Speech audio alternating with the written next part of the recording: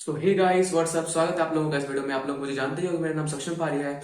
और अगर नहीं जानते तो आप जान गए होंगे।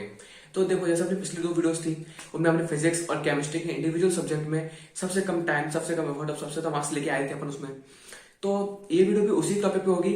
अब मैथ्स की बात करेंगे हम। मैथ्स में कम टाइम में, क्योंकि अब टाइम भी कम बचा है, और कम एफर्ट्स में हम बहुत ही अच्छे परसेंटाइल लेके आ रहे होंगे।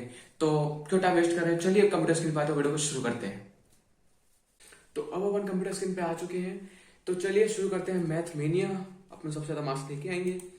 अब अपन सबसे पहले आएंगे ऐसे चैप्टर्स के ऊपर जो अपन को बिल्कुल अच्छे से करने, मतलब एक्सेल। अपन को मतलब चैप्टर्स को फोड़ देना है, वो वाले चैप्टर्स को। तो मतलब वो अगर नहीं किया ना तो फिर कुछ भी नहीं किया तुमने।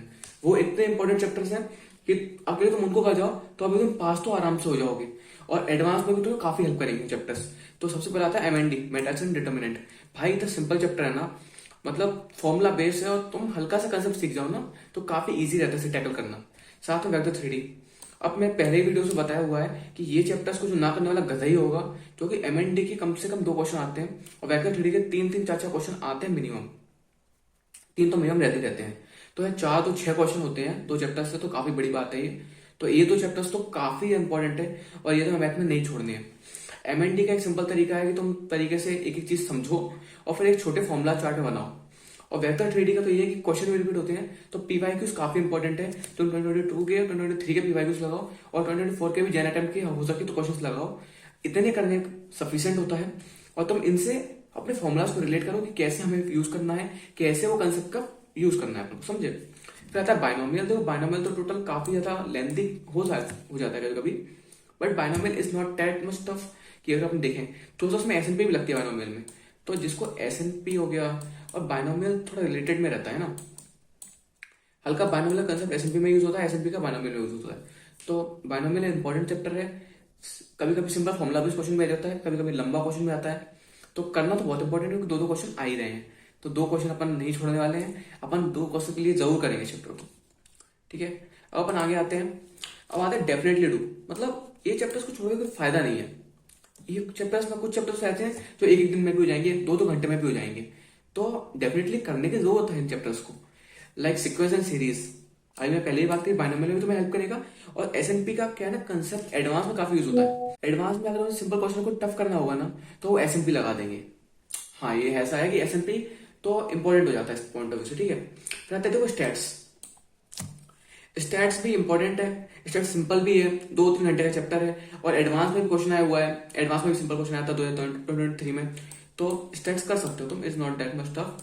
एयूसी अगर बेसिक इंटीग्रेशन सीख आता है तुम्हें तो फिर एयूसी पे जाओ। और अगर तुम्हें बेसिक इंटीग्रेशन नहीं आता, डेफिनेट इंटीग्रेशन का बेसिक नहीं आता है, तो एक कोई वीडियो को देख के, 2 3 घंटे की वीडियो को देख के पहले वो डेफिनेट इंटीग्रेशन का बेसिक सीख लो, ताकि तुम एयूसी कर पाओ। क्योंकि एयूसी का एक क्वेश्चन आता है और सिंपल क्वेश्चन आता है। अगर तुम्हें बेसिक ग्राफ्स की नॉलेज है, तो तुम स्टार्टिंग में पढ़ते हो मैथ्स पढ़ने से पहले, उनसे तो मैं इजिली टैकल कर सकते हो इनके क्वेश्चंस को। और एडवांस के भी मैंने सॉल्व करे तो वो बहुत सिंपल होते हैं इसके क्वेश्चंस। एडवांस के बहुत क्वेश्चंस है जो तुम ग्राफ नॉलेज से कंप्लीट कर सकते हो, बेसिक इंटीग्रेशन और ग्राफ नॉलेज से। तो ये चैप्टर को अपन नहीं छोड़ना चाहते, बहुत इंपॉर्टेंट है और सिंपल है। फिर आता है सेट रिलेशन, इसको तो चैप्टर नहीं मानता। ये तो पहले जेई में टॉपिक्स हुआ करता था, अब इनको अलग अलग कर दिया और कम हटा दिया टॉपिक्स। तो सेट एंड रिलेशन से सिंपल क्वेश्चन आएंगे, वही इक्विवेलेंस प्रूफ करना है, इक्विवेलेंस वाले रिलेशन लाने, इक्विवेलेंस है कि नहीं है। वो सिंपल क्वेश्चन होते हैं, ज्यादा टफ आते नहीं है। स्ट्रेट लाइन फॉर्मुला में से आता है, कोई बड़ी बात नहीं है। अगर तुम्हें लगता है कि तुम्हारी पूरी कोऑर्डिनेट है वो अच्छी नहीं हुई है, तो तुम स्ट्रेट लाइन्स तो करके ही जाना। क्योंकि अपन जब 10th में पढ़ते हैं, अपन जब 12th में पढ़ते हैं, इसका जो बेसिक्स यूज करते हैं ना 10th 11th 12th में, तो वो ही बहुत रिलेट होता है। तो वो अच्छे से कर लेना। फिर आता है क्वाड्रेटिक। काफी इजी है, मतलब एडवांस में टफ तो बहुत कुछ टफ हो जाता है, बट काफी इजी रहेगा अगर अपन मेंस ओरिएंटेड रहेंगे तो। मतलब इन क्वेश्चंस को, इन चैप्टर्स को तुमने अच्छे से कर लिया ना, तो तुम 98+ परसेंटाइल, समझ रहे हो, 98+ परसेंटाइल तुम सिक्योर मान के चल रहे हो यार। 98+परसेंटाइल काफी अच्छी होती है मैथ्स में, वो भी इतने कम टाइम में। अपन 15 दिन में तुम आराम से कवर कर सकते हो। देखो स्टैट्स हो गया, एयूसी हो गया, स्ट्रेट लाइन्स हो गया, क्वाड्रेटिक हो गया, एक दिन के चैप्टर। सेट रिलेशंस तो 2 घंटे का, एक दिन में भी तुम आराम से कंप्लीट कर सकते हो। फिर सीक्वेंस सीरीज, ये बड़ा है बस। फिर रही बात अपनी एमएनडी की, वेक्टर 3D की, इनको तुम आराम से तो 15 दिन में तुम इजिली कवर कर सकते हो सारे चैप्टर्स, और 98+परसेंटाइल लेके आ सकते हो। तो किस बात का इंतजार कर रहे हो, अभी इन चैप्टर्स को टारगेट करो, अपना प्लान बनाओ अपने हिसाब से, और जुट जाओ काम में पूरा, मतलब तरीके से करो। और अगर तुम्हें कहीं पे कुछ डाउट आता है तो मेरी इंस्टाग्राम आईडी शो हो रही होगी, वहां पे तुम मुझे मैसेज कर सकते हो, डीएम कर सकते हो, कुछ भी हेल्प चाहिए हो तो।